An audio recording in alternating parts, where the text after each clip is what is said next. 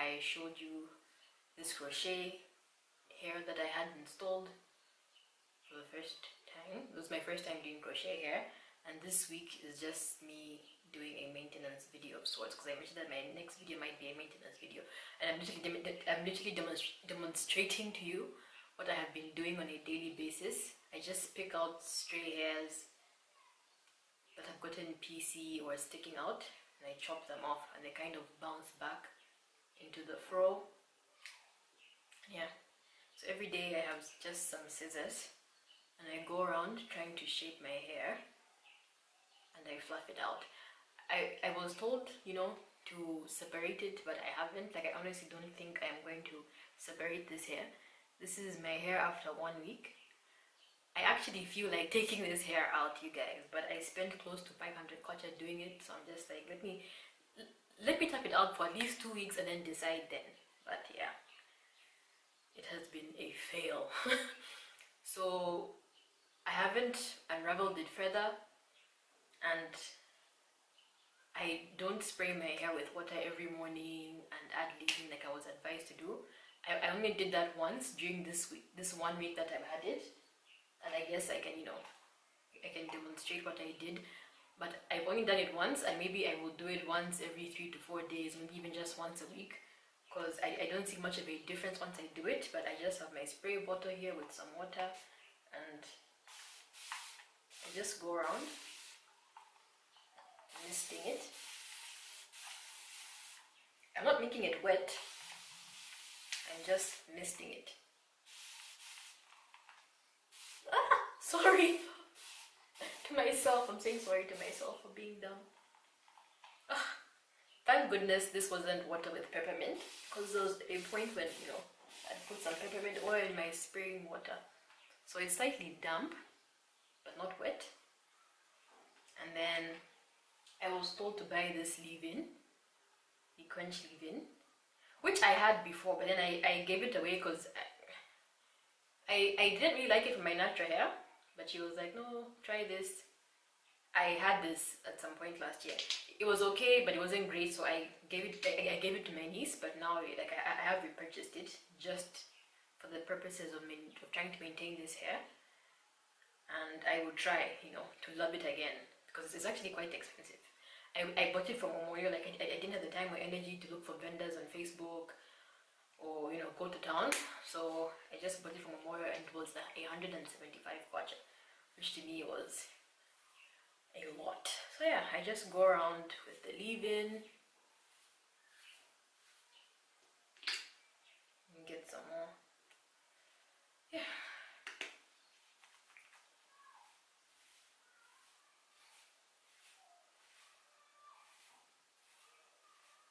And I scrunch it.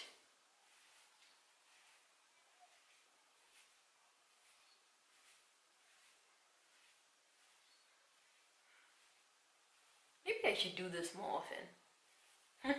Maybe I should be doing this on a daily basis like I was advised to do. It kind of feels nice. And at night, I have my satin bonnet. It's satin on the inside. So I don't just flick it on. I actually tip my head over, like upside down. Can you see? And then I put on the bonnet this way.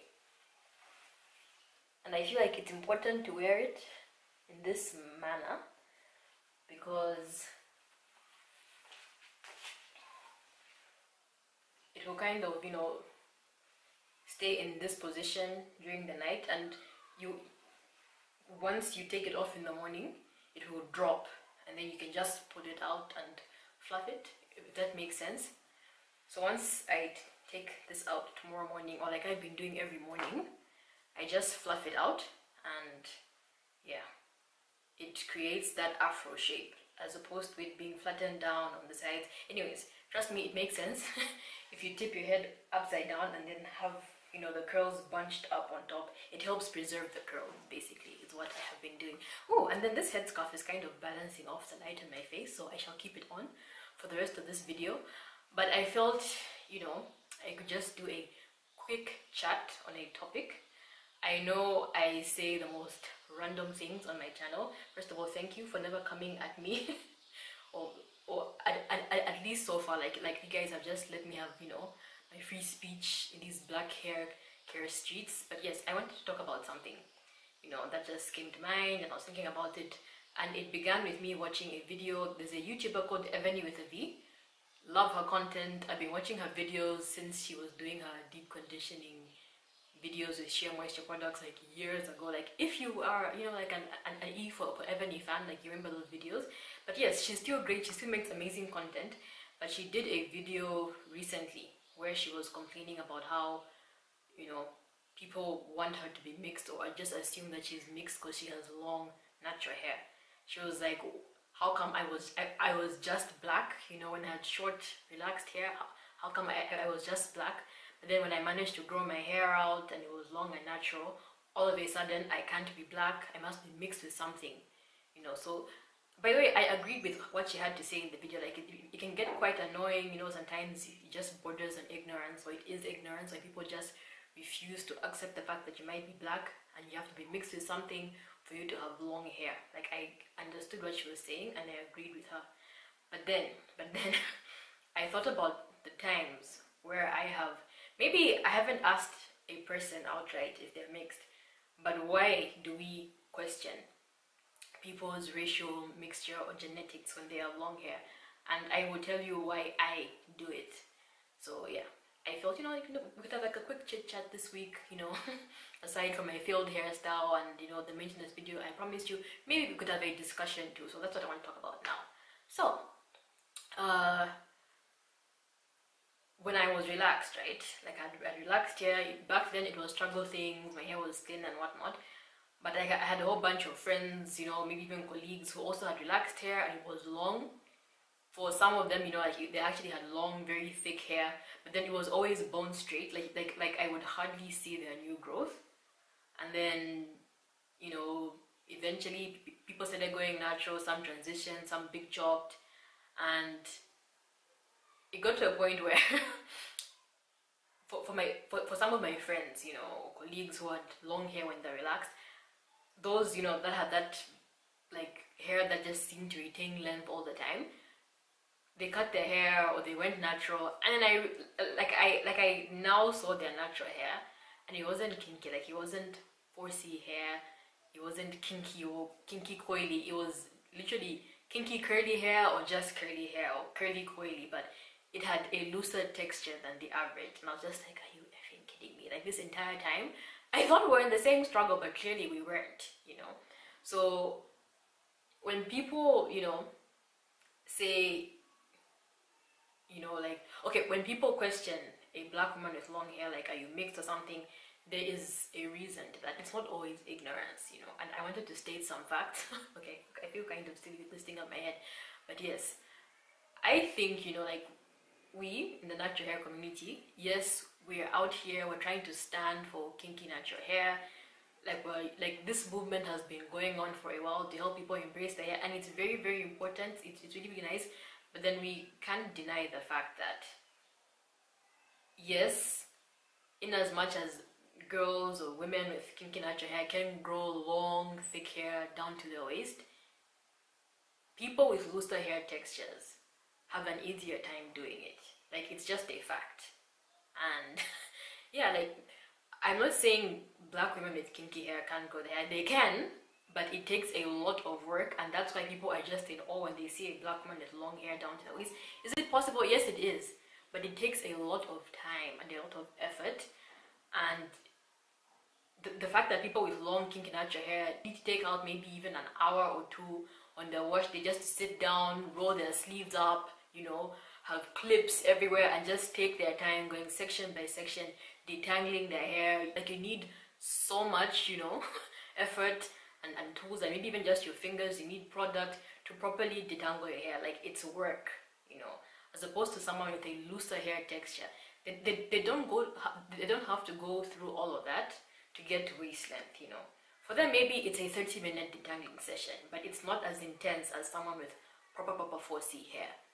So when someone looks at someone with long hair and they, you know, they assume that maybe you have a, you know, and by the way, I'm not talking about where you walk up to someone and they have curly hair, like where like it's just evident, you know, that you have curly hair.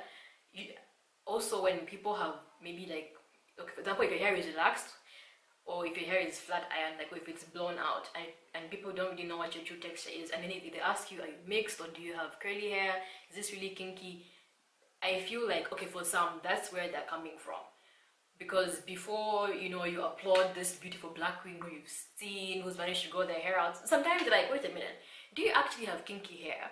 Or is this, you know, of a looser hair texture? So that's where I come from. When I look at someone with really long, straight hair, and I'm like, wait a minute, is she actually, you know, does she actually have, you know, like a kinky curl pattern, or is this curly? Because even just with kids, like you might have, you know, kids of the same age from birth, their moms have been taking care of their hair really well.